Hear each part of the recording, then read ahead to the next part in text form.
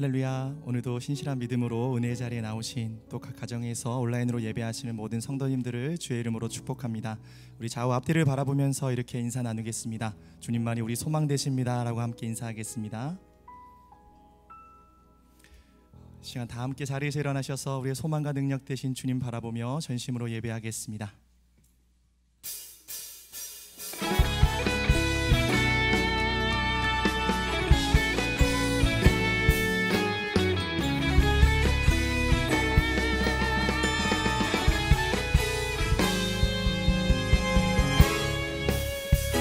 할렐루야. 우리 더 크게 박수 치면서 우리에게 승리를 주시는 주님께 믿음으로 선포합시다.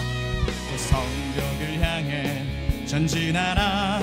주님이 우리 대장 되신다. 저 성벽을 향해 전진하라. 주님이 우리 대장 되신다. 주가 명령하네. 강한 군사들아, 주가 명령하네.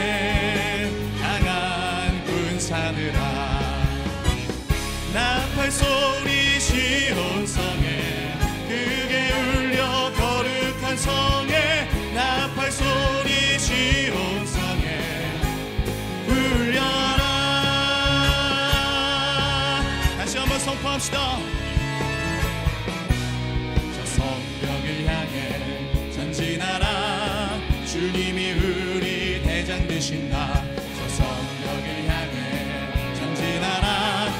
주님이 우리 대장 되신다. 주가 명령하네. 강한 군사들아, 주가 명령하네. 강한 군. 믿음으로 선포합시다. 나팔 소리 시온성에 크게 울려 거룩한 성에. 나팔 소리 시온성에 울려라. 나팔 소리 시온성에 크게 울려 거룩한 성에. 나팔 소리 시온성에 울려라. 주님과 담대히 나아가 원수를 완전히 밟아 이겨 승리를 외치며 찬양하세. 그리스도 나의 왕. 주님과 담대히 나아가 원수를 완전히 밟아 이겨 승리를 외치며 찬양하세. 그리스도 나의 왕. 승리를 주신 하나님 백성 구원했네. 말씀으로 무찌르니 온 세상 일어나. 우리 주님과 담대히 나아가 원수를 완전히 밟아 이겨 승리를 외치며 찬양하세. 그리스도. 한 번 더 선포합시다. 주님과 담대히 나아가 원수를 완전히 밟아 이겨 승리를 외치며 찬양하세. 그리스도 나의 왕. 승리를 주신 하나님 백성 구원했네. 말씀으로 무찌르니 온 세상 일어나. 우리 주님과 담대히 나아가 원수를 완전히 밟아 이겨 승리를 외치며 찬양하세. 그리스도 나의 왕. 그리스도 나의 왕. 그리스도 나의 왕. 나팔 소리 시온성에 크게 울려 거룩한 성에. 나팔 소리 시온성에. 교회여 믿음으로 선포합시다. 나팔 소리 시온성에 크게 울려 거룩한 성에. 나팔 소리 시온성에 울려라.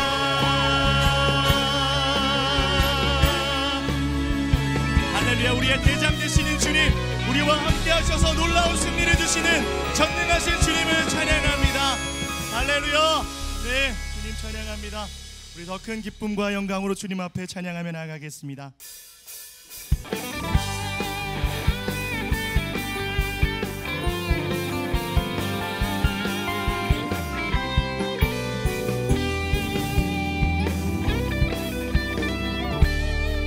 주님의 영광 나타나셨네. 권능으로 임하셨네. 죽음에서 날 살리신 주 성령, 놀라우신 주 하나. 다시 한번 고백합니다. 주님의 영광, 주님의 영광 나타나셨네. 권능으로 임하셨네. 죽음에서 날 살리신 주 성령, 놀라우신 주 하나님. 할렐루야. 주의 나라가 할렐루야 임하소서. 걷게 되리 나를 선포하리. 만왕의 왕 예수, 주의 나라 임하시네. 다시 한번 고백합시다. 주님의 영광, 주님의 영광 나타나셨네. 권능으로 임하셨네. 죽음에서 날 살리신 주 성령, 놀라우신 주 하나. 교회여 선포합시다. 할렐루야. 할렐루야. 주의 나라가 할렐루야 임하소서. 걷게 되리 나를 선포하리. 만왕의 왕 예수, 주의 나라 임하시. 할렐루야. 주의 나라가 할렐루야. 주의 나라가 주님의 나라와 영광을 보게 하여 주시옵소서. 할렐루야 임하소서. 걷게 되리 나를 선포하리. 만왕의 왕 예수, 주의 나라 임하시. 나를 선포하리. 나를 선포하리. 만왕의 왕 예수, 주의 나라 임하시. 그의 믿음으로 선포합시다. 십자가 금령 들라. 주 위에 일어나. 기들고 앞서 나가. 그 세계 싸워. 아멘. 주께서 승전하고 영광을 얻도록. 할렐루야. 군대 거느리사 느리. 우리를 부르시는 주님께 믿음으로 순종하며 선포합시다. 십자가 군병 들라. 주 위에 일어나.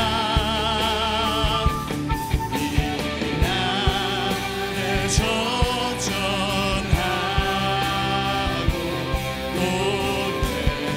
그의 두 손을 높이 들고 주님의 부르심에 믿음으로 순종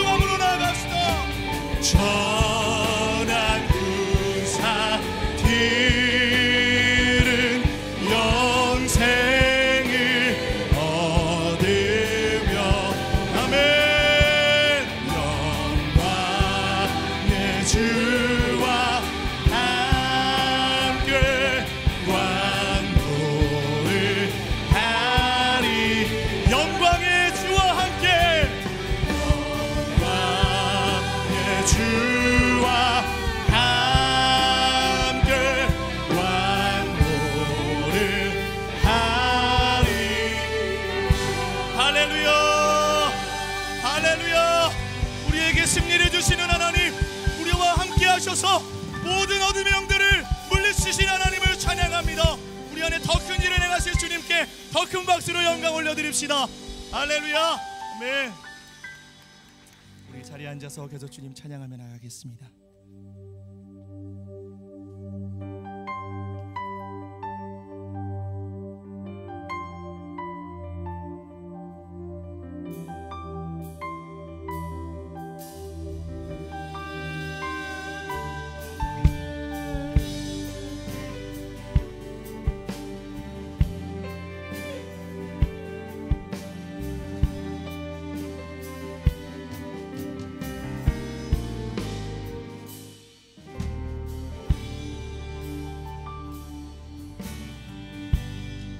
함께 고백합니다.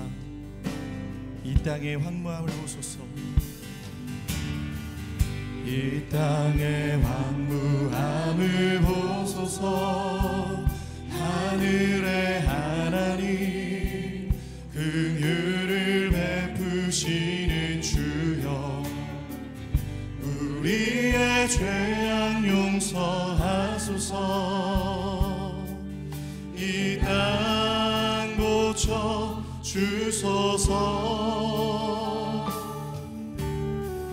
이제 우리 모두 하나 되어 이 땅에 무너진 기초를 다시 쌓을 때 우리의 우상들을 태우시 성령의 불 임하소서. 부흥의 불길 타오르게 하소서. 진리의 말씀 이 땅 새롭게 하소서. 은혜의 강물 흐르게 하소서. 성령의 바람 이제 불어와. 오 주의 영광 가득한 새날 주소서. 오 주님 나라 이 땅에 임하소. 우리 안에 그렇게 역사하실 주님을 기대하면서 우리 자매님들만 고백하겠습니다. 이 땅의 황무함을 보소서. 하늘의 하나님, 긍휼을 베푸시는 주여, 우리의 죄악 용서하소서. 이 땅 고쳐 주소서. 우리 형제들만 고백합니다. 이제 우리 모두 하나 되어 이 땅에 무너진 기초를 다시 쌓을 때 우리의 우상들을 태우실 성령의 불, 성령의 불, 그의 믿음으로 다 함께 선포합시다. 부흥의 불길 타오르게 하소서. 진리의 말씀 이 땅 새롭게 하소서. 아멘. 은혜의 강물 흐르게 하소서. 성령의 바람 이제 불어와.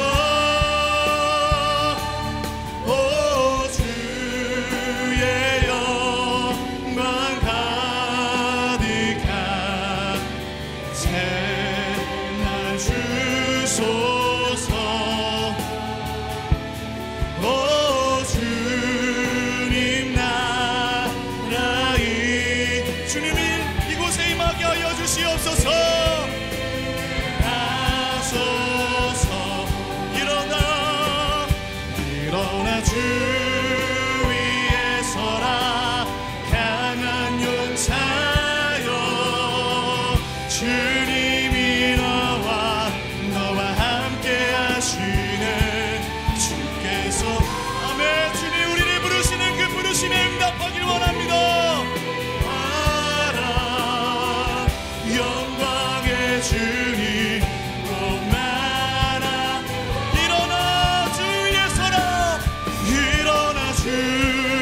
위에 서라 강한 용사여 주님이 너와 함께 하시네 주께서 다시 오실 길 그 길 예비하라 영광의 주님 온 나라의 원 도도 교회여 두 손을 높이 듭시다 구원하심이 보좌에 앉으신 우리 하나님 아멘 인양께 이도다 구원하심이 보좌에 앉으신 우리 하나님과 어린 양 더 큰 소리로 교회여 우리를 부르실 주님 앞에 선포합시다 구원하심이 보좌에 앉으신 우리 하나님과 어린 양께 이도다 구원하심이 보좌에 앉으신 우리 하나님과 어린 양께 이도다 주님 그렇습니다. 모든 승리와 영광과 능력이 주님 안에 있음을 믿음으로 고백합니다.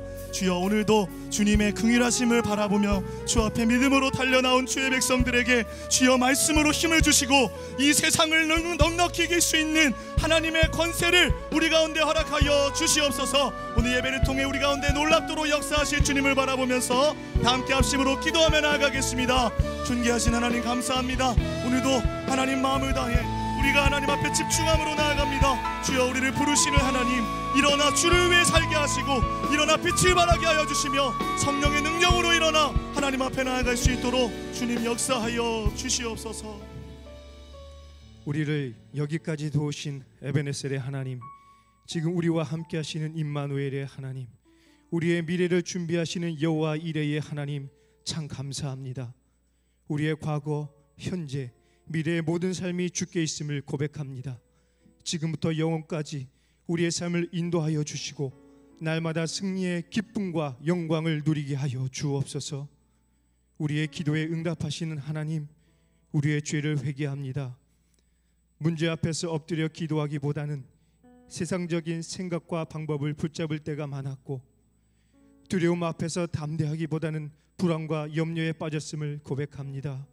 주님, 우리에게 사자의 심장을 허락하여 주셔서 어떤 상황 속에서도 흔들리지 않는 심지의 견고함과 영적 중심을 허락하여 주옵소서.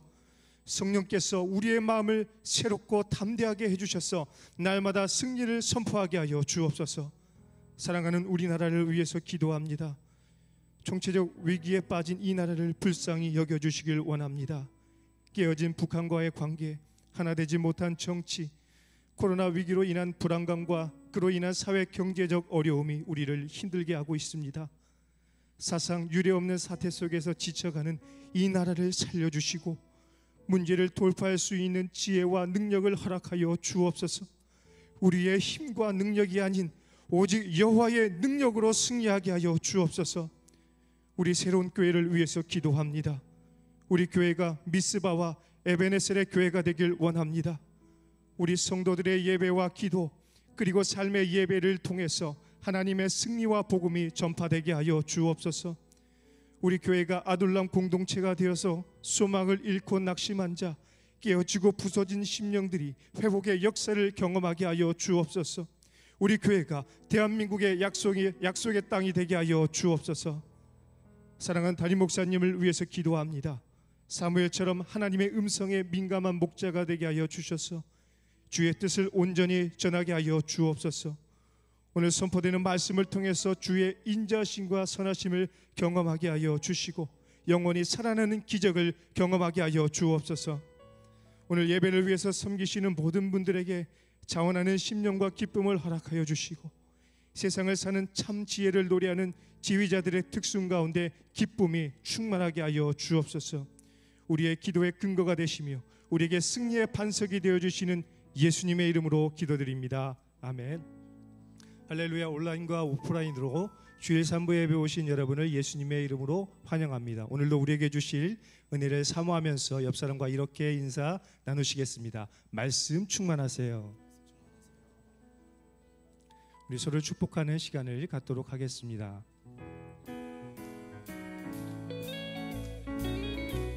서로를 바라보면서 함께 축복하겠습니다.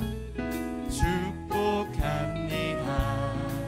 주님의 이름으로 축복합니다. 주님의 사랑으로 이곳에 모인 주의 거룩한 자녀에게 주님의 기쁨과 주님의 사랑이 충만하게 충만하게 넘치기를.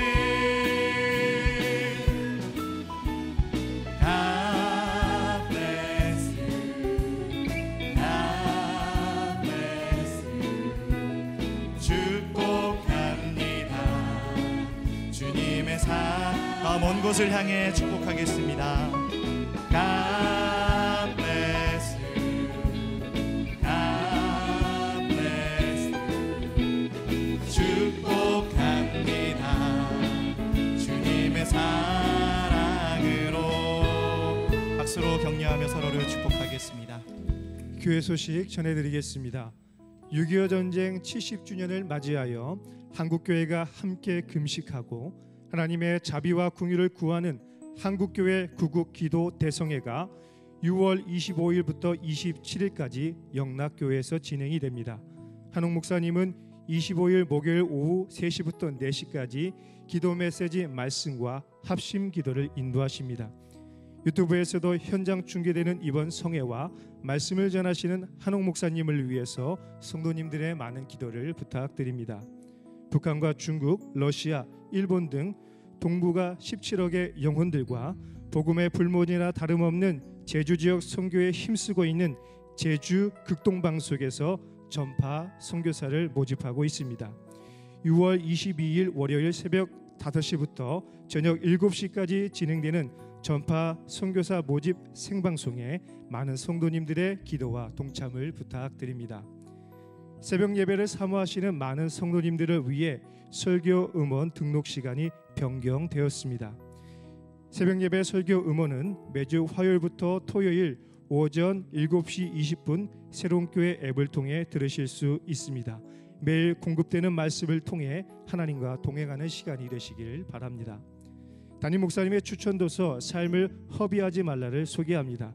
탁월한 신학자이자 목회자인 존 파이프 목사님은 이 책을 통하여 시간을 효율적으로 보내는 것도, 게으르지 않고 성실하게 사는 것도, 자기 분야에서 성공하는 것도 삶의 목적과 방향이 잘못되었다면 삶을 허비하는 것임을 일깨워주고 있습니다.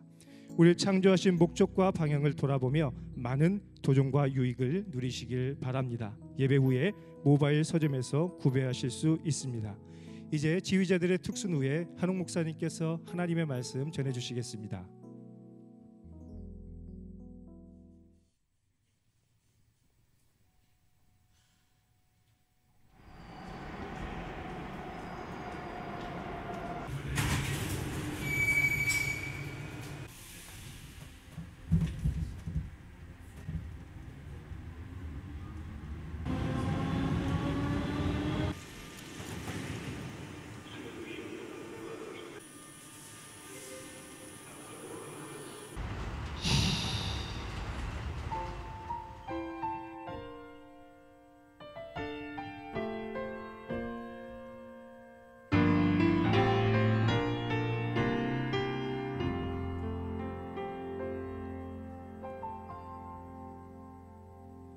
하늘을 볼 겨를도 없이 정신없이 세상을 살다가 마음의 먹먹함이 내 삶을 짓누를 때 그제서야 주님을 찾습니다.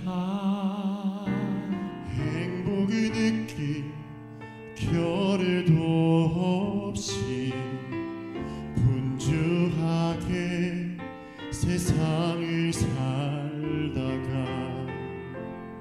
이 은혜 허무함이 내 삶을 짓누를 때 그곳에서 주님을 찾습니다. 오늘도 여전히 주님은 그 자리에서 우리를 끊임없이 돌보시는데 부족한 내 영혼을 아직도 갈 길을 모릅니다. 내게 믿음 주소서. 내 연약한 마음 돌보소서. 한없는 주님의 사랑 알게 하소서. 영원까지 그의 백성 지키시는 우리 하나님 바라보며 살게 하소서.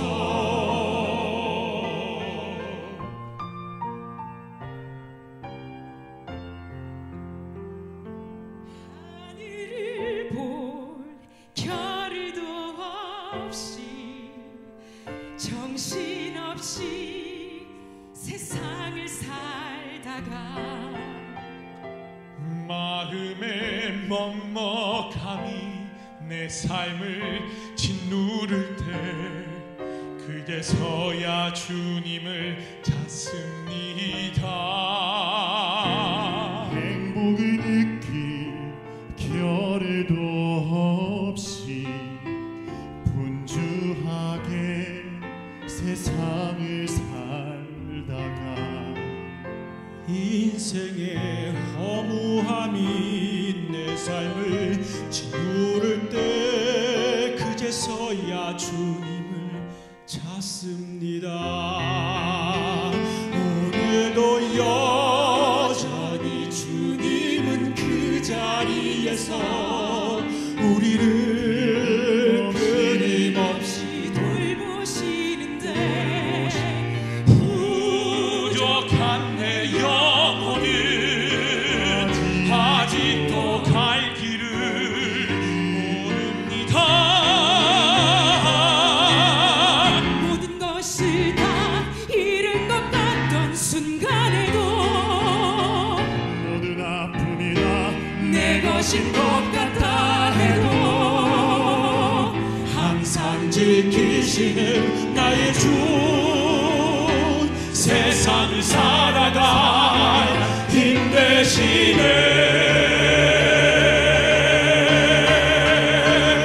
내게 믿음 주소서. 내 연약한 마음 돌보소서. 한없는 주님의 사랑 알게 하소서. 영원까지 그의 백성 지키시는 우리 하나님 바라보며 살게 하소서. 하늘 보며 살게 하소서. 아멘.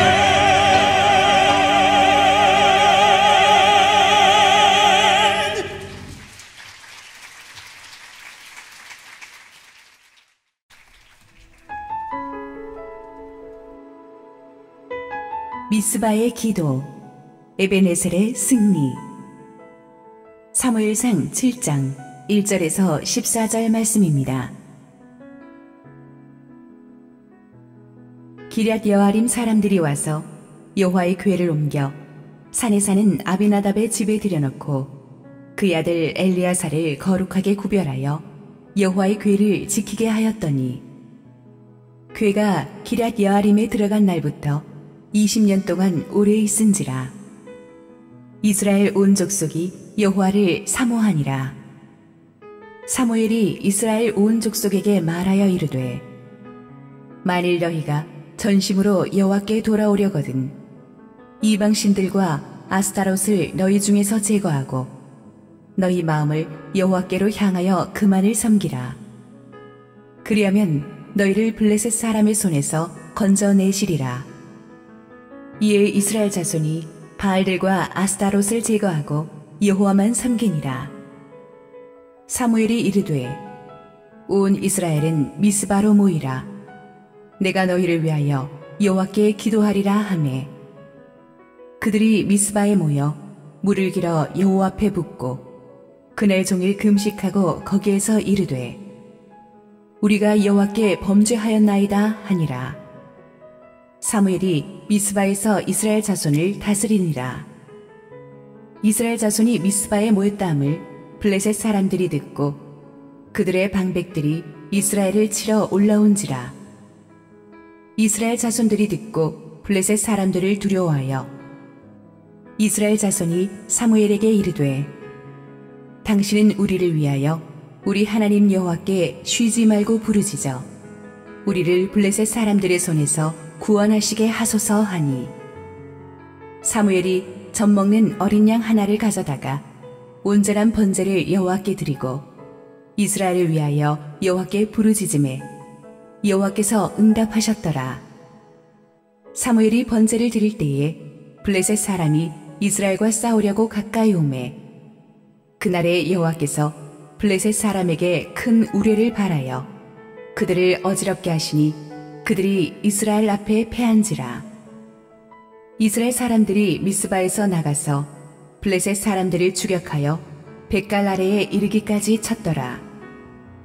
사무엘이 돌을 취하여 미스바와 센 사이에 세워 이르되 여호와께서 여기까지 우리를 도우셨다 하고 그 이름을 에벤에셀이라 하니라.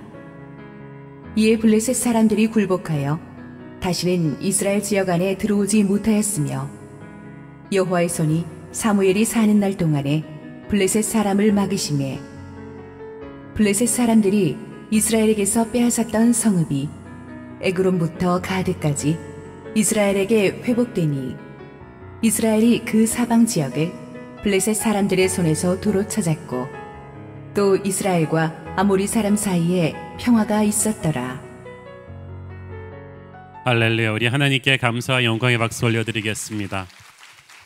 축복된 주일 예배 온라인 오프라인으로 함께 동참하고 계신 모든 성도분들에게 하나님의 은혜가 충만하게 임하기를 원합니다. 우리 또 지휘자님들의 또 성령 충만한 특순 정말 감사드립니다. 오늘 또 우리에게 또 새로 전임 교육자 한 분을 또 소개하고자 합니다. 얼굴은 굉장히 익숙한데 전임 교육자로서 여러분한테 처음 소개해드립니다.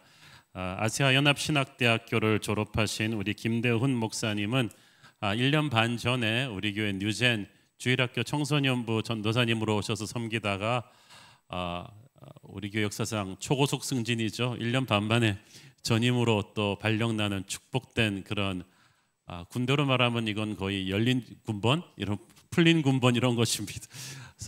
교회 용어로는 하나님이 특별히 사랑하신 분이죠. 그래서 작년에 많은 교육자들이 이동이 있으면서 이번에 새로 풀타임 목회사로 이렇게 몇 주 전에 안수 받으셨고 이제 주니어 청년부와 그리고 그 중동부죠? 청소년 사역부를 지금 담당하고 계신데 별명이 미스터 스마일이에요. 항상 웃고 있어서 감정을 제가 가늠할 수가 없는데 항상 행복해서 그런 거라고 믿습니다. 우리 김대훈 목사님 여러분에게 인사드리겠습니다.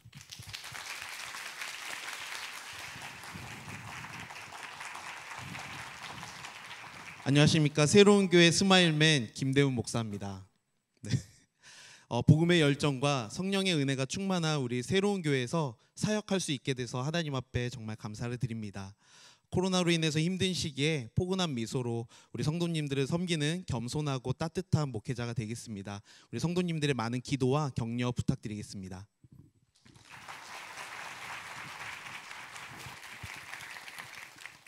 1부, 2부 때를 거치면서 점점 짧아지고 있다는 느낌이 들어요. 우리 함께 기도하시고 말씀 보겠습니다.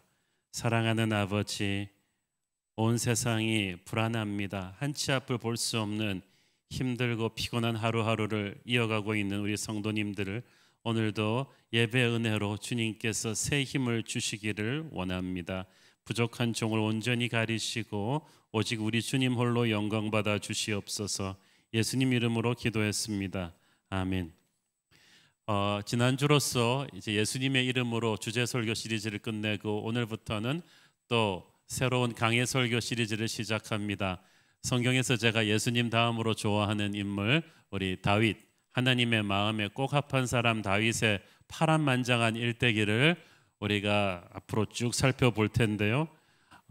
다윗의 인생은 우리가 알다시피 수없이 많은 반전에 반전을 거듭하는, 인간이 겪을 수 있는 모든 성공과 실패와 슬픔과 실수와 좌절, 희노애락을 다 겪었던 그런 사람의 인생입니다. 지금 전 세계가 제대로 된 리더십의 부재로 많은 고통을 겪고 있는데 우리는 다윗을 통해서 하나님이 정말 기뻐하시는 리더가 어떤 사람인가를 알게 될 것입니다. 그런데 다윗의 스토리를 알려면 그가 역사의 무대에 등장하기 전에 이스라엘의 시대 상황이 어떠했는가를 조금 알 필요가 있습니다. 약속의 땅을 정복하는 데 결정적인 역할을 했던 여호수아가 죽고 그의 지침을 따라갔던 장로들도 죽은 뒤에 이스라엘 백성들은 영적 구심점을 잃어버렸습니다. 그 뒤부터 그들은 가나안을 완전히 정복하는 데 이전처럼 열심을 내지 않았고 오히려 가나안 백성들과 적당히 타협하며 살았습니다. 그 결과 이스라엘은 온갖 우상 숭배와 죄악에 빠져들고 말았습니다. 그때마다 하나님께서는 이방 민족들의 침입을 통해서 그들을 징계하셨습니다. 그러면 그들은 고통에 못 이겨서 또 살려달라고 하나님께 부르짖곤 했습니다. 하나님은 그들의 기도를 들으시고 온니엘이나 입다, 삼손, 기드온 같은 사사들을 보내서 그들을 또 구원해 주셨습니다. 또 구원받고 나서는 또 옛날로 돌아가서 죄를 짓고 그러면 또 외세 침략을 받고 이런 끊임없는 악순환이 계속된 것이 바로 사사시대였어요. 이 사사시대가 무려 340년이 넘게 지속되었습니다. 이 답답하고 슬펐던 사사시대를 끝내고 이스라엘의 왕이 들어서게끔 하는데 결정적인 그 브릿지 역할을 감당했던 존재가 바로 사무엘 선지자입니다. 하나님께서 사무엘을 통해서 이스라엘의 왕을 세워주셨는데 그 첫 번째 왕이 사울이에요. 그런데 사울이 처음부터 하나님을 너무 불순종하니까 하나님이 그를 버리시고 우리의 주인공 다윗을 왕으로 세우신 것입니다. 그래서 이 다윗을 이해하는 데 있어서 중요한 그 전에 있었던 조연이 두 사람이 있는데 한 명이 사무엘 선지자고 또 한 명이 다윗의 전임자 사울입니다. 이 두 사람의 인생을 좀 살펴보는데 앞으로 몇 줄을 할애할 것입니다. 먼저 오늘은 하나님의 선지자 사무엘을 역사의 전면으로 끌어냈던 사건, 모래알처럼 사사시대 때 흩어져 있었던 이스라엘 12지파를 한 민족으로 끌어내서 모이게 만들었던 이 미스바 사건, 1075년 BC죠. 있었던 그 사건의 배경을 그리고 그 사건의 전말을 우리가 함께 살펴보게 될 거예요. 사무엘상 7장 1절 2절 읽겠습니다. 기랏 여아림 사람들이 와서 여호와의 궤를 옮겨 산에 사는 아비나답의 집에 들여놓고 그의 아들 엘리야사를 거룩하게 구별하여 여호와의 궤를 지키게 하였더니 궤가 기랏 여아림에 들어간 날부터 20년 동안 오래 있은지라 이스라엘 온 족속이 여호와를 사모하니라. 여기서 여호와의 궤는 모세가 하나님으로부터 받은 법궤가 담긴 언약궤입니다. 하나님의 임재를 상징하는 것입니다. 원래 하나님의 성소가 있는 실로에 있어야 되는 이 언약궤가 어떻게 해서 기랏 여아림에 오게 되었을까요? 이를 알기 위해서 조금 백그라운드 스토리를 설명할 필요가 있습니다. 사사시대 때 이스라엘 백성들을 괴롭혀왔던 여러 이방 외세 세력이 있었는데 그 중에서 가장 공포스러운 존재가 바로 이웃에 사는 블레셋이었습니다. 블레셋은 워낙 기마 부대족이라서 말을 잘 다루었기 때문에 전차대가 있었고 또 철제 무기를 갖고 있었어요. 아직도 청동기 문화를 벗어나지 못하고 있던 이스라엘에게 있어서 객관적인 전투력으로는 상대가 안 되는 존재가 블레셋이었습니다. 한 번은 이제 사사시대 말기에 블레셋의 대군이 쳐들어왔습니다. 이스라엘이 나가서 싸웠다가 대패하고 무려 4,000명이나 전사했어요. 이스라엘 장로들이 이대로는 도저히 블레셋과 맞서 싸울 수 없다. 저쪽에 전차대와 철제 무기가 있다면 우리에게도 굉장히 가공할 무기가 있지 않은가? 실로에 가서 하나님의 언약궤를 가져와라. 우리가 언약궤를 앞에다 세우고 전투에 나가보자. 왜 이런 얘기를 하게 되었냐 하면 여호수아 때에 여호와의 언약궤를 앞에 세우고 전진하면서 요단강도 가르고 여리고도 무너뜨렸던 그 기억이 있는 거예요. 그러니까 우리가 왜 그걸 잊고 있었지? 여호와의 궤를 메고 나가면 블레셋도 무너질 것이다. 그래가지고 의기양양하게 여호와의 궤를 가지고 와가지고 앞장 세우고 나갔는데 이게 어찌된 일입니까? 두 번째 전투에서는 첫 번째 전투보다 더 비참하게 패배했어. 첫 번째 전투 때 4,000명이 전사했는데 이번에는 7배가 넘는 3만 명이 전사하고 말았어. 그뿐이 아니라 이스라엘 국민의 자존심과도 같았던 그 언약궤를 블레셋에게 탈취당했어요. 그들은 충격을 받았습니다. 어떻게 하나님의 임재를 상징하는 언약궤를 모시고 나갔는데도 우리가 지지? 왜 질 수가 있지? 그들은 하나님을 섬김의 대상이 아니라 이용의 수단으로 사용했습니다. 하나님을 전심으로 사랑하지도 않으면서 하나님보다 우상숭배를 뒤로는 더 열심히 하고 있으면서 죄를 회개하지도 않고 있으면서 그저 급하니까 살기 위한 수단으로 하나님의 궤를 부적같이 이용해 먹은 거예요. 성경 말씀대로 살지는 않으면서 십자가 목걸이만 하고 있으면 만사 형통하리라고 믿는 것과 진배 없는 신앙이죠. 그러나 하나님은 만홀히 여김을 받지 않으십니다. 거룩과 순결이 없는 자의 기도, 하나님이 기뻐하는 죄를 계속 끼고 살면서도 두려움도 없이 하나님의 힘을 이용해 먹겠다는 그 마음에게는 하나님이 역사할 수가 없는 거예요. 하나님은 사랑이시지만 거룩이시기 때문이에요. 하나님과의 교제가 없는 사람, 동기가 불순한 사람의 기도에 응답할 수가 없어요. 그러므로 비상시에 하나님의 도움을 원한다면 평소에 진실하게 살아야 돼요. 말씀대로 살아야 되고 기도의 깊이가 제대로 되어야만 하는데 이스라엘 백성들은 그저 언약궤만 둘러매고 전진하면 승리할 줄 알았습니다. 그러나 결과는 비참한 패배였습니다. 우리가 영적으로 준비가 되어 있지 않은 상황에서 영적 전쟁에 나가면 그렇게 됩니다. 독하게 달려드는 마귀에게 그냥 백전백패하고 마는 거예요. 이 전투에서 전사한 이스라엘군 3만 명 중에 이스라엘의 영적 지도자라고 하는 제사장 엘리의 두 아들이 있었습니다. 아들들의 전사 소식을 접한 제사장 엘리도 충격을 받고 뒤로 꽈당탕 넘어지더니 목이 부러져 죽었어. 그런데 이미 이 삼부자는 영적 지도자라고 하기에는 도덕적으로 영적으로 너무 타락한 사람들이었어. 하나님이 그들에게 말씀을 안 주신 지가 오래되었어요. 하지만 어찌됐든 이 삼부자의 죽음으로 말미암아 이스라엘은 지금 영적 리더십에 공백이 생겼어요. 그러니까 이스라엘 사람들은 전쟁에서 대패해서 하나님의 임재를 상징하는 언약궤도 뺏기고, 그리고 자기들을 영적으로 이끌어줄 제사장들도, 대제사장 가문도 다 죽어버리고 나니까 멘붕이 온 거예요. 이제 우리를 누가 이끌어주지? 앞으로 우리나라 망하는 거 아니야? 그래서 그들은 충격에 사로잡혀 앉아 있었습니다. 하나님의 언약궤 뺏긴 건 누가 찾아오지? 그러나 하나님 언약궤의 영광은 하나님 스스로 지키십니다. 이때부터 또 놀라운 일이 일어나요. 언약궤를 탈취해간 블레셋 군대는 의기양양하게 자기들의 도시 아스도스로 가지고 와가지고 블레셋의 수호신인 다곤의 신전 앞에다가 딱 언약궤를 전시해놨어요. 이게 무슨 행위입니까 하면요, 고대 도시들끼리 전쟁을 하면 도시들의 수호신들의 전쟁이라고 생각했어요. 그래서 이긴 쪽이 진 쪽의 신전에 가서 그 신전의 신상을 가지고 왔어요. 그래가지고 자기들의 신상 앞에다가 팡 내려놓음으로써 우리 신이 이겼다, 너희 신은 힘이 없다는 것을 과시해서 자기들 백성에게는 사기를 고취시키고 적에게는 모욕감을 주기 위함이었어. 그들이 감히 하나님의 언약궤도 그 취급을 한 거예요. 자기들의 전리품 취급을 한 거예요. 그런데 그 다음날 아침에 일어나 보니까 거꾸로 자기들의 수호신인 다곤이 땅에 넘어져 있는데 목이 끊어져 있어. 두 손목도 끊겨져 있어. 그리고 그때부터 엄청난 질병과 재앙이 그 아스돗 안으로 확 퍼져나가기 시작합니다. 블레셋 사람들은 공포에 질렸어요.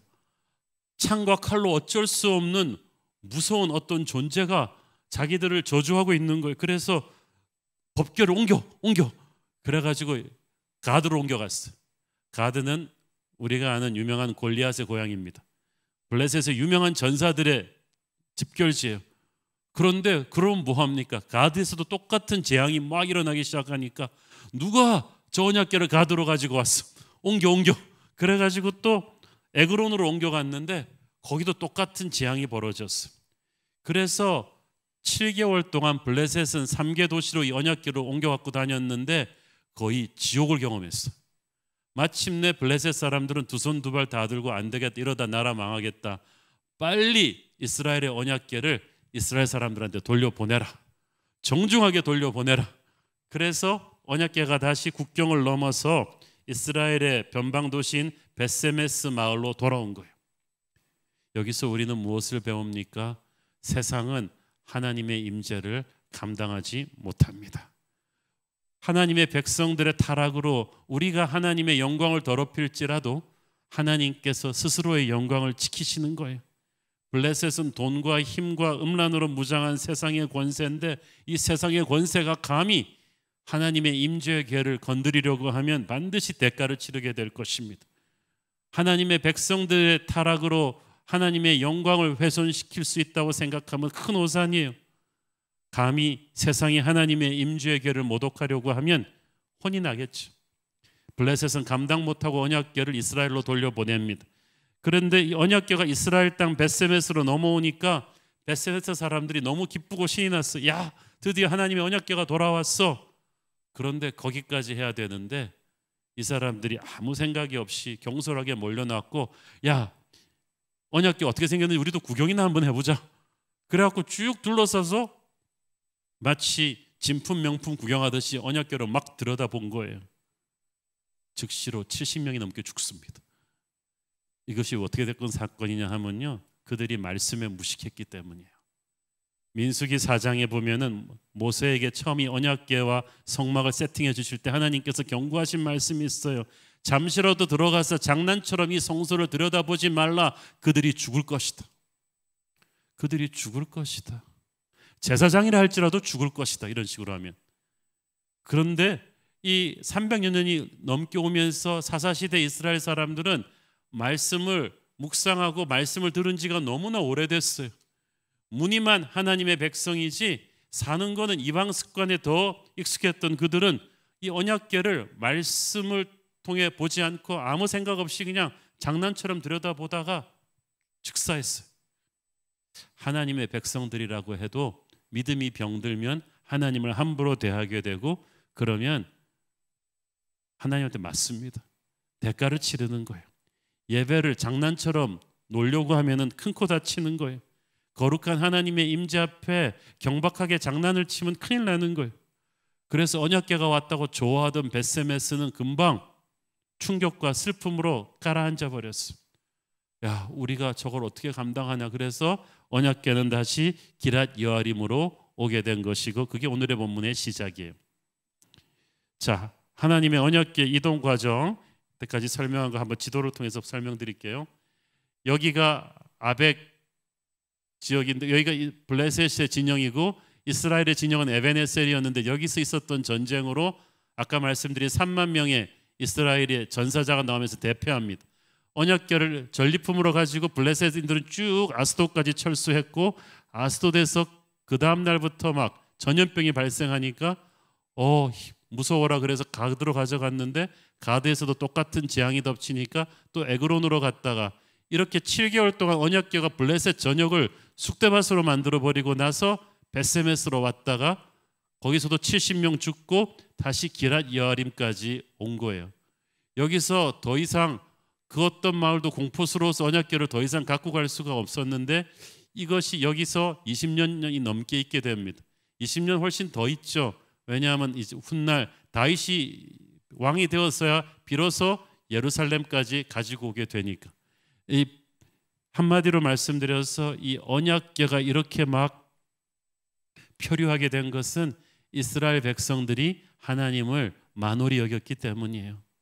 그러니까 이 언약궤, 하나님의 임재의 말씀이 이렇게 표류하는 동안에 이스라엘 백성들의 삶 또한 말이 아니었어요.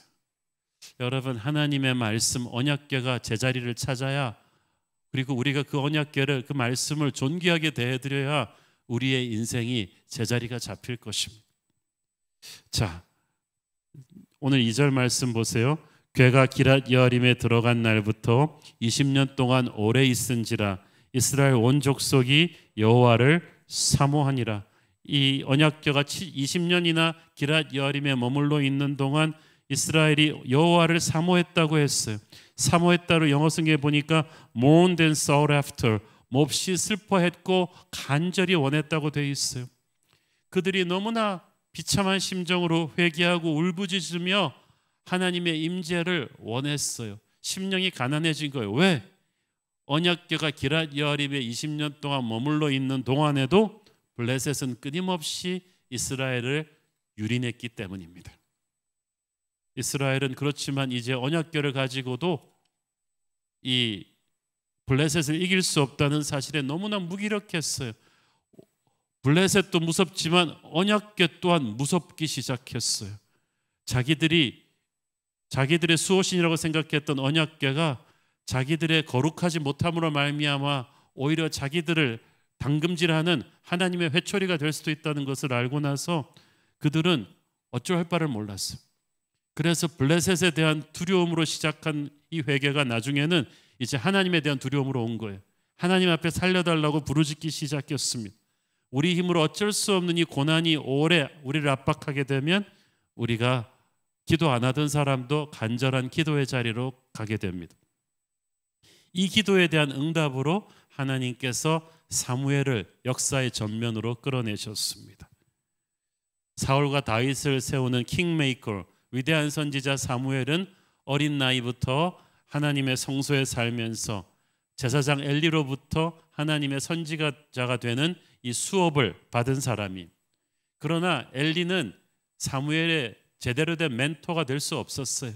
이미 엘리도 도덕적으로 영적으로 타락해서 하나님께서는 엘리를 제치고 사무엘에게 직접 어릴 때부터 말씀하셨습니다. 그 말씀을 듣고 사무엘이 선포하니까 그대로 이루어졌어요. 그걸 통해서 온 이스라엘이 하나님의 말씀이 이제 사무엘에게 임하고 있다는 것을 다들 알고 있었어요. 사무엘상 3장 19절 21절을 보십시오. 사무엘이 자라매 여호와께서 그와 함께 계셔서 그의 말이 하나도 땅에 떨어지지 않게 하시니 단에서부터 브엘세바까지의 온 이스라엘이 사무엘은 여호와의 선지자로 세우심을 입은 줄을 알았더라. 여호와께서 실로에서 다시 나타나시되 여호와께서 실로에서 여호와의 말씀으로 사무엘에게 자기를 나타내시니라. 단에서부터 브엘세바로 이스라엘 북쪽 끝에서 남쪽 끝까지, 한마디로 백두에서 한라까지 전국의 모든 사람들이 여호와의 말씀이 사무엘에게 임하고 있다는 것을 알았다는 거예요. 그런데 그 사무엘을 하나님이 드디어 역사의 전면에 민족의 지도자로 세우신 때가 바로 이때예요. 법궤가 기랏 여아림에 머물러 있은 지 20년, 그동안에 이스라엘은 전쟁에서 대패하고 블레셋에게 법궤를 빼앗길 때에 대한 수치감, 또 대제사장 엘리와 그 아들들이 죽고 난 다음부터 온 영적인 리더십 공백으로 마음이 너무나 피폐해져 있던 때입니다. 그리고 그 20년 동안에, 그 후로 20년 동안에 법궤는 기랏 여아림에 있는 동안에 수시로 블레셋은 계속해서 이스라엘을 침탈했습니다. 백성들은 한없이 마음이 가난해져서 하나님의 도우심을 기다리는 이 세팅이 끝난 다음에 하나님께서 사무엘을 부르셨어요. 그래서 위기가 기회를 만들고 인물을 만든다고 사무엘은 그런 가난해진 이스라엘의 심령 속으로 하나님의 말씀을 선포했습니다. 3절 시작. 사무엘이 이스라엘 온 족속에게 말하여 이르되 만일 너희가 전심으로 여호와께 돌아오려거든 이방 신들과 아스다롯을 너희 중에서 제거하고 너희 마음을 여호와께로 향하여 그만을 섬기라. 그리하면 너희를 블레셋 사람의 손에서 건져내시리라. 아멘. 여호와께 돌아온다는 것은 회개하라는 말이고, 전심으로 하라는 것은 너희 마음 뿌리까지 하나도 회개하지 않은 영역이 없도록 탈탈 털어서 너희 인생의 모든 것을 쏟아내서 하나님 앞에 통회하고 자복하라는 것입니다. 회개의 전제 조건은 우상을 제거하는 거예요. 여호와께 돌아오려거든 이방신들과 아스다롯을 너희 중에서 제거해라. 회개는 우리가 눈물 짜고 통성기도 한다고 완성되는 게 아니라 우상을 버려야 하나님이 그걸 진짜 회개라고 보십니다. 바알과 아스다롯은 그 가나안의 우상신들의 투톱이죠. 바알은 남신이고 아스타롯은 여신이에요. 둘 다 풍요와 힘과 음란을 상징하는, 황금을 상징하는 신들인데, 이 두 신들을 숭배하는 제사의식은 대단히 음란했습니다. 근데 가나안 땅에서 살아오던 이스라엘 백성들은 300여 년 동안 이 음란한 우상 숭배 의식에 아주 깊이 물들어 있었어요. 하나님께서 그것을 다 태워버리고 다 제거해버리고 돌아오라고 하십니다. 여러분, 하나님께 돌아오면서 죄를 가지고 우상을 가지고 돌아올 수는 없어요. 하나님께 돌아올 때는 깨끗해서 돌아와야 돼요. 하나님과 사람 사이를 가로막는 이 우상을 제거하는 것이 회개의 시작이고 개혁의 시작입니다. 오늘날 우리 크리스찬들 안에도 이 이방신들과 아스타롯이 너무 많이 들어와 있어요. 돈과 음란과 폭력의 우상이 너무 많이 들어와 있는데, 성령께서 이걸 먼저 제거하고 주께 나오기를 원하세요. 이스라엘은 이 우상 문화에 굉장히 익숙해져 있었어요. 편했어요. 이거 정리하는 거 쉽지 않았을 거예요. 그런데 어떻게 이런 결단을 하게 되었습니까? 정리하지 않으면 안 될 만큼 삶이 피폐해져 있었기 때문이에요. 그래서 하나님이 우리에게 광야를 허락하시는지 모르겠어요. 우리가 이런 광야가 아니면 우리가 익숙한 이 우상신들을 버리지 않을 거예요. 그런데 이제 버려야만 돼요. 더 이상 이렇게 무기력하게 피폐한 삶을 살 수가 없기 때문이에요. 이스라엘 백성들이 이때까지 하나님을 안 믿은 게 아닙니다. 문제는 하나님과 우상을 섞어서 믿었어요. 그것도 우상은 뜨겁게 믿고 하나님은 적당히 눈에 보이는 행위로만 믿으니까 이런 이중성이 그들의 영적인 능력을 갉아먹었어요. 자신들의 영적인 능력이 그런 이중적인 신앙으로 엄청나게 약화되었다는 걸 그들은 알지 못하고 있다가 전쟁해보고 알았어요. 전쟁해보고 나서 너무나 형편없이 깨지고 나니까 자신들의 무기력함에 질린 거예요. 앞으로 이대로 가다가는 우리는 평생 블레셋에게 당하기만 하고 살겠다. 이렇게 살 수는 없다. 우리도 그런 결심이 필요합니다. 우리가 언제까지 마귀에게 이렇게 당하고만 살겠습니까? 이렇게 패배주의로 살겠어요? 우리는 돌아가야 돼요. 하나님께로 돌아가서 우상을 제거하고 돌아가서 이전에 강한 하나님의 백성의 모습을, 여호수아 때의 모습을 회복해야 되는 거예요. 우리가 영적인 능력을 회복하기 원한다면, 더 이상 블레셋에게, 마귀의 권세에게 조롱당하기 싫다면, 더 이상 그런 무기력한 기도를 드리면서 그렇게 패배하는 삶을 살기 싫다면 우리 안에 우상을 제거하고 주께로 돌아가야 합니다. 그때부터 자유함이 옵니다. 그때부터 은혜가 옵니다. 이스라엘 백성들이 그들 안에 우상을 제거하고 나니까 놀라운 일이 벌어졌죠. 4절, 이에 이스라엘 자손들이 바알들과 아스타롯을 제거하고 여호와만 섬기니라. 여기서 섬긴다는 말은 하나님께 예배한다는 것을 의미하는데, 농부가 비짓땀을 흘리며 밭을 경장하듯 온 마음과 뜻을 다해서 전력 투구했다는 뜻입니다. 삶에서 우상을 제거하고 나니까 예배가 달라졌어요. 온 마음과 뜻과 정성을 다해서 드리는 예배, 졸지 않고 집중하는 예배, 신령과 진정으로 드리는 예배, 하나님과 함께 춤을 추는 예배, 성령의 불을 느끼는 예배, 몰입하는 예배로 바뀌어져 버린 거예요. 그때부터 하나님의 영광이 그들에게 나타나기 시작합니다. 이 단계에 이르자 사무엘은 이제 민족적 기도 대성의 타이밍이 왔다고 판단했습니다. 5절 읽습니다. 사무엘이 이르되 온 이스라엘은 미스바로 모이라. 내가 너희를 위하여 여호와께 기도하리라 하며. 자, 이 미스바가 어디냐 하면요, 예루살렘으로부터 북서쪽으로 한 8km 정도 떨어진 곳에 있는 해발 780m의 고원지대에 위치하고 있는 도시입니다. 위치를 보면 아시겠지만 이 단에서 브엘세바까지 이스라엘 북에서 남까지 전체 지역의 딱 정중앙에 배꼽 부분에 해당하는 곳이에요. 왜 여기서 모이냐면은 그래야 이스라엘 동서남북에서 가장 빨리 모든 지파들의 지도자들이 모일 수 있거든요. 그래서 이 미스바에서 전체가 모여서 기도 대성회를 시작하는 거예요. 거기서 사무엘이 뭐라고 합니까? 자, 기도합시다. 기도하세요? 아니에요. 내가 너희를 위하여 여호와께 기도하리라. 사무엘은 내가 먼저 기도의 불쏘시개가 될 것이다.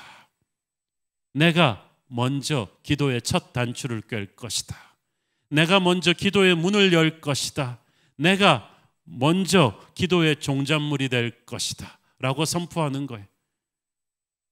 하나님의 백성들에게는 기도의 첫 작은 불꽃이 필요해요. 그게 영적 지도자예요. 누군가가 첫 단추를 꿰면서 하늘의 문을 열어야 돼요. 그리고 그걸 뚫고 쫙 가는 거예요. 모세가 민족을 위한 중보 기도자가 되었고, 사무엘이 민족의 기도의 혀를 뚫어주는, 문을 열어주는 기도의 불쏘시개가 됩니다. 우리에게 이 기도의 문을 열어주는 영원한 중보자 대제사장 예수 그리스도가 계십니다. 우리의 기도가 파워풀해서 하늘 문을 여는 것이 아니라 대제사장이신 예수 그리스도의 기도가 항상 하나님의 임재 앞에 드려지고 있기 때문에 우리는 예수님한테 묻어가는 거예요. 그 기도의 힘에 의지해서 우리도 가정의 기도의 불쏘시개가 됩니다. 아버지가 그렇게 가정의 기도의 첫 단추를 열면 하나님의 은혜가 온 가족에게 일어날 거예요. 목사와 장로는 그 교회의 기도의 불쏘시개, 우리가 이 기도의 문을 열어서 온 교회 기도 운동을 일으키는 거예요. 은혜와 부흥이 시작이 됩니다. 6절 읽습니다. 그들이 미스바에 모여 물을 길어 여호와 앞에 붓고 그날 종일 금식하고 거기에서 이르되 우리가 여호와께 범죄하였나이다 하니라. 사무엘이 미스바에서 이스라엘 자손을 다스리니라.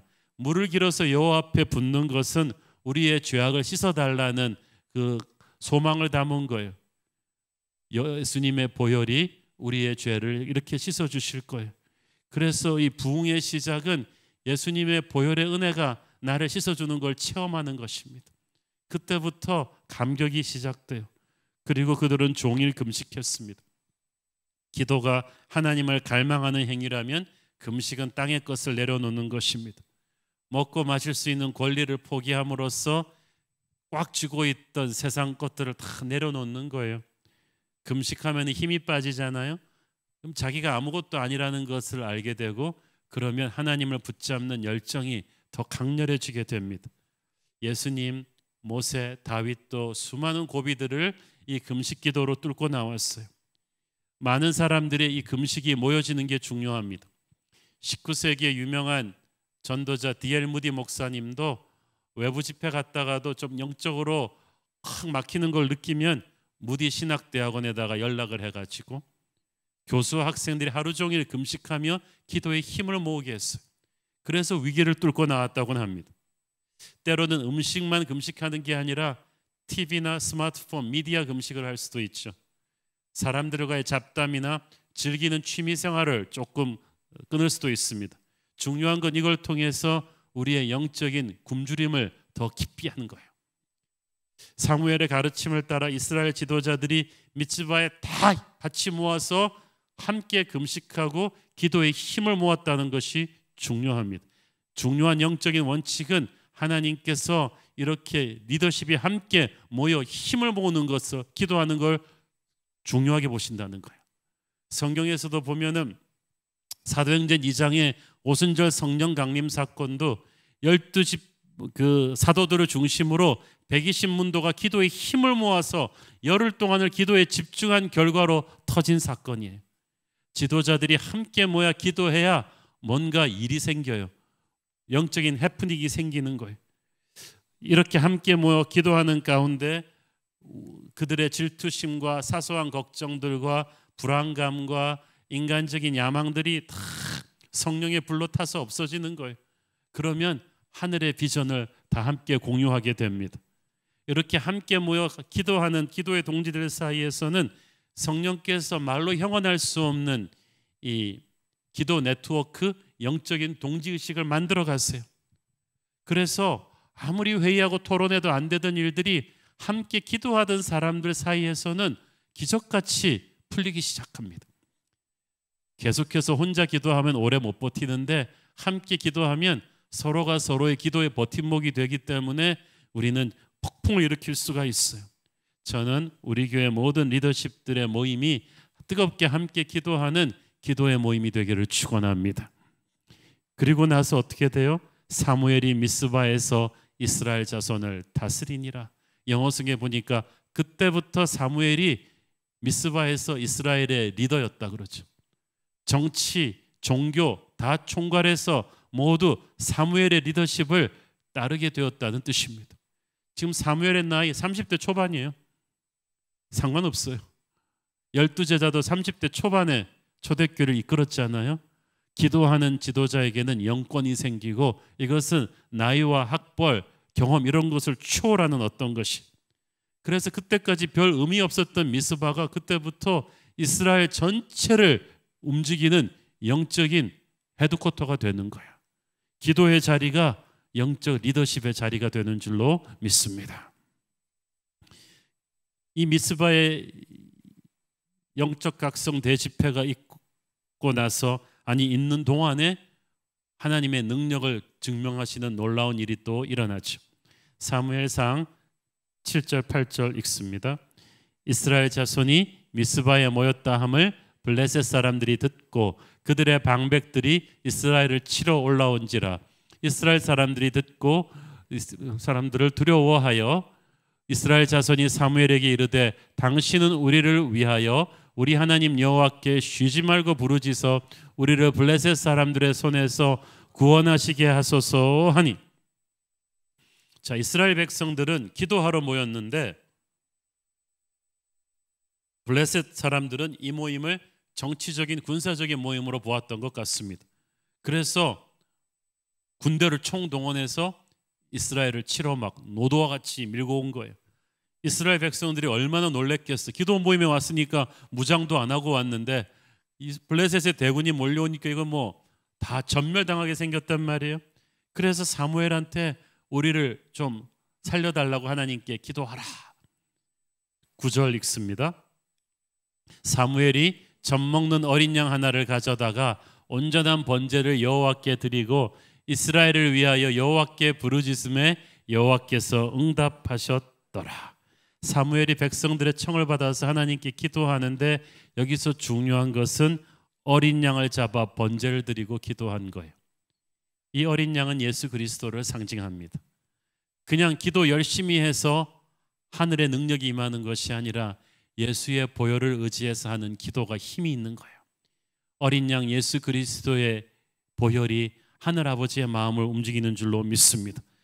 응답이 즉각적이었죠. 10절 사무엘이 번제를 드릴 때에 블레셋 사람이 이스라엘과 싸우려고 가까이 오매 그날에 여호와께서 블레셋 사람에게 큰 우레를 발하여 그들을 어지럽게 하시니 그들이 이스라엘 앞에 패한지라. 사무엘이 계속 예배를 드리고 기도하고 있는데 어린 양의 보혈을 의지해서 기도하고 있을 때 블레셋의 대군은 그때 창과 칼을 들고 달려들었어요. 그런데 하나님께서 엄청난 우레와 벼락 번개를 치시면서 블레셋 진영을 내부에서부터 허물어뜨렸습니다.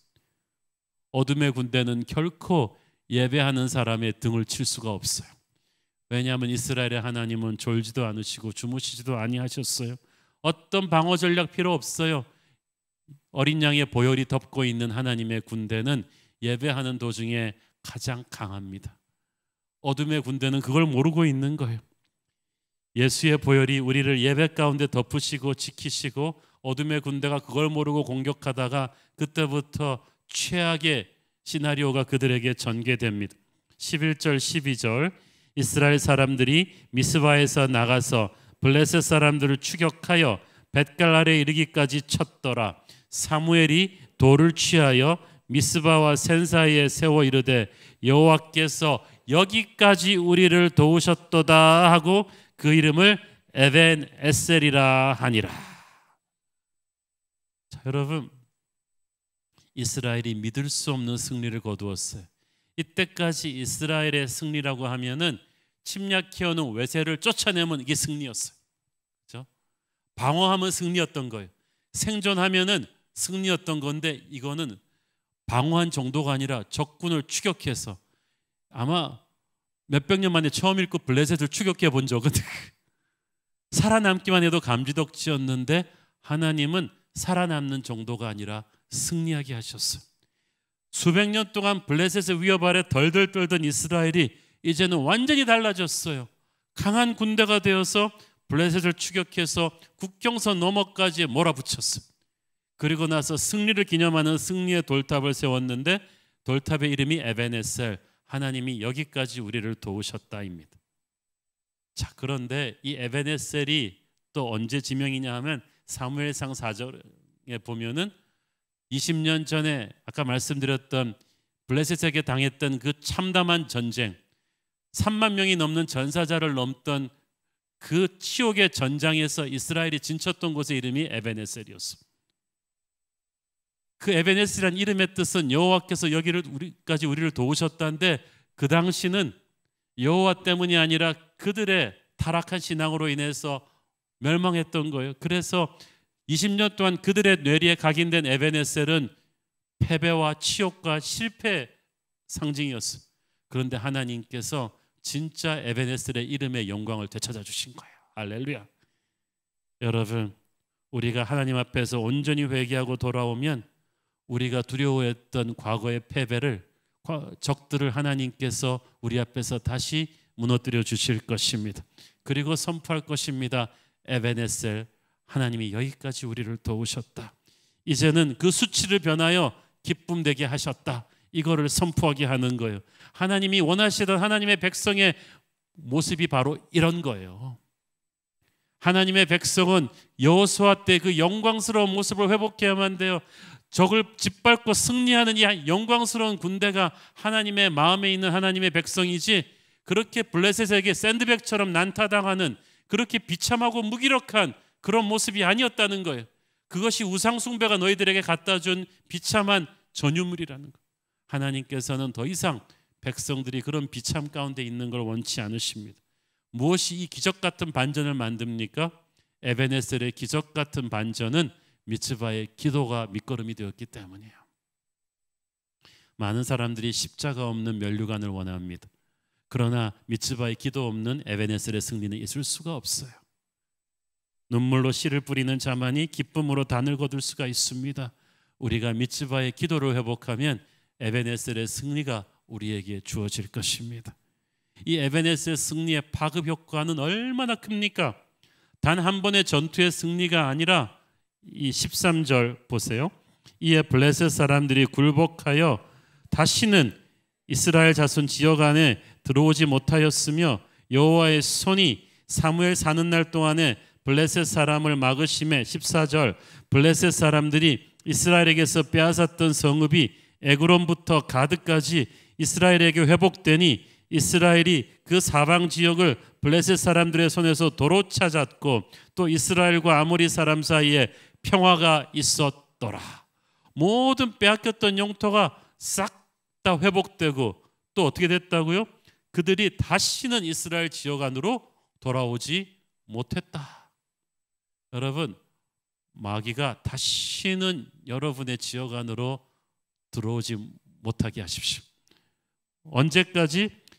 사무엘이 사는 날 동안에 블레셋 사람을 여호와의 손이 막아주셨다고 했어요. 사무엘은 하나님의 사람의 상징이에요. 기도하는 하나님의 지도자가 살아있다는 게 그만큼 중요한 거예요. 그래서 여러분, 당신이 이 세상에 존재하는 게 중요해요. 하나님의 사람이 존재하면요, 그 사람의 영적 리더십 안에 있는 모든 사람이 하나님의 보호막을 받는 줄 믿습니다. 저는 그래서 항상 이 말씀을 보면서 스스로에게 그렇게 기도합니다. 담임 목사로서 제가 살아있는 한은 하나님께서 이 새로운 교회 성도들을 마귀의 칼날로부터 지켜주옵소서. 저는 우리 목사님들, 담임 목사님들 모임에 가면서 설교할 때 이 얘기 자주 합니다. 우리가 다 그렇게 기도해야 됩니다. 우리 담임 목회자들이 살아있는 한은, 우리의 기도가 살아있는 한은 마귀가 우리 교회를 건드리지 못하도록 우리 담임 목사님들이 사무엘 같은 그런 기도의 용사가 되어야 할 것입니다.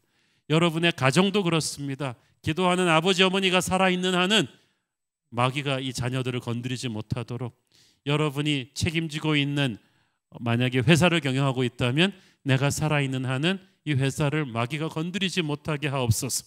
그런 자신감으로 나가야 되는 거예요. 성경에는 그래서 모세가 살아있는 동안, 여호수아가 살아있는 동안 이 말이 자주 나와요. 기도하는 지도자와 동시대를 산다는 것은 축복이에요. 하나님은 그 기도하는 영적 지도자를 통해서 에베네셀의 승리의 여운을 쫙 메아리처럼 파도처럼 울려 퍼지게 하십니다. 저와 여러분이 바로 사무엘 같은 이 시대를 지키는, 하나님의 백성들을 지켜내는, 에베네셀의 승리를 이끌어내는 그런 영적 지도자로 설 수 있게 되기를 축원합니다.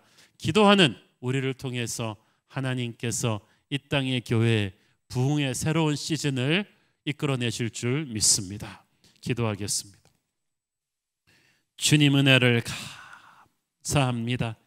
하나님, 우리 안에 우상이 제거되고 하나님 앞으로 돌아오는 미츠바의 기도가 있게 하여 주옵소서. 그래서 에베네셀의 승리를 우리도 체험해 보게 하옵소서. 예수님 이름으로 기도했습니다. 아멘. 우리 다 함께 일어나셔서 봉헌 찬양 드리겠습니다.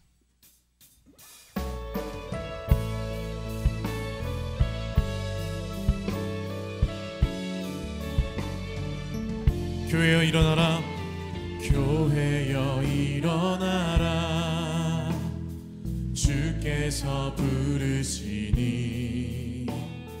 두려움과 실패 내려놓고 교회여 일어나라, 교회여 일어나라, 주께서 보내시니 우릴 부르신 삶의 자리에서 교회여 일어나라. 우리 세상의 빛, 하나님의 편지, 주의 교회를 통해 세상이 주를 보리라. 일어나라, 아버지 사랑으로, 아버지 능력으로 서로 하나 되어 그 빛을 비추라. 노래하라 아버지의 사랑을, 아버지의 크심을 이 삶의 노래로 주님을 나타내라. 일어나라, 교회여 일어나라, 교회여 일어나라. 주께서 부르시니 두려움과 실패 내려놓고 교회여 일어나라. 교회여 일어나라. 주께서 보내시니 우릴 부르신 삶의 자리에서 교회여 일어나라. 우린 세상의 빛, 하나님의 편지, 주의 교회를 통해 세상이 주. 함께 믿음의 두 손 들고 함께 찬양합니다. 일어나라 아버지 사랑으로, 아버지 능력으로 서로 하나 되어 그 빛을 비추라.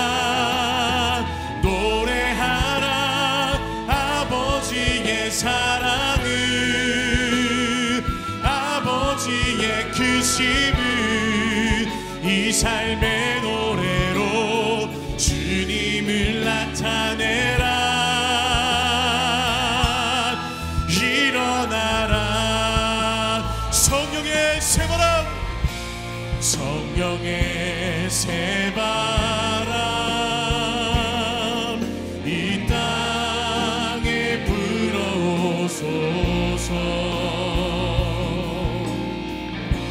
주의 영 그 생기로 우리를 다시 살리사 이 땅에 하나님 영광 거하는 그런 교회가 되게 하소서.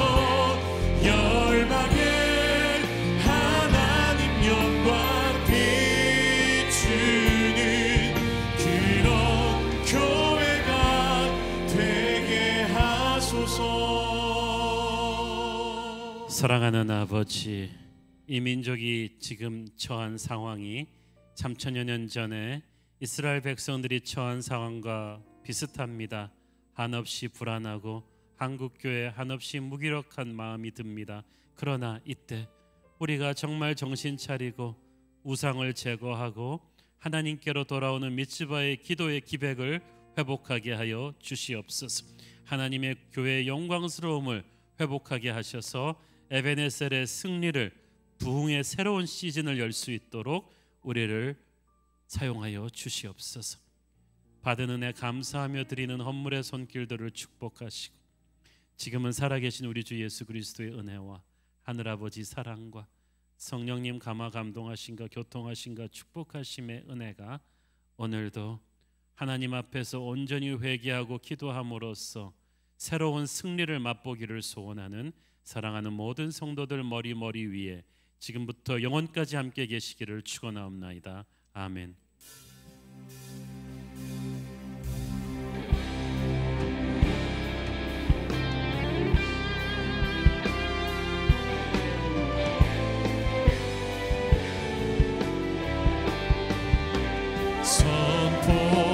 선포하라 선하신 주의 인자는 영원함이라. 선포하라 선하신 주의 인자는 영원함이라. 주의 인자는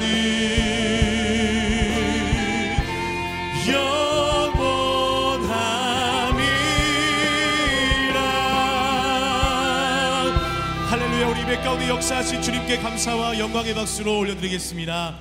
아멘.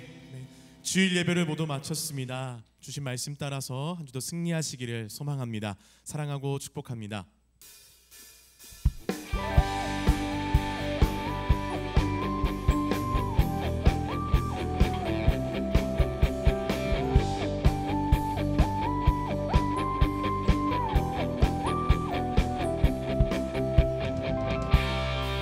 하늘에 계신 아버지 이름 거룩하며 주의 영광 이곳에 가득하길 기도하네.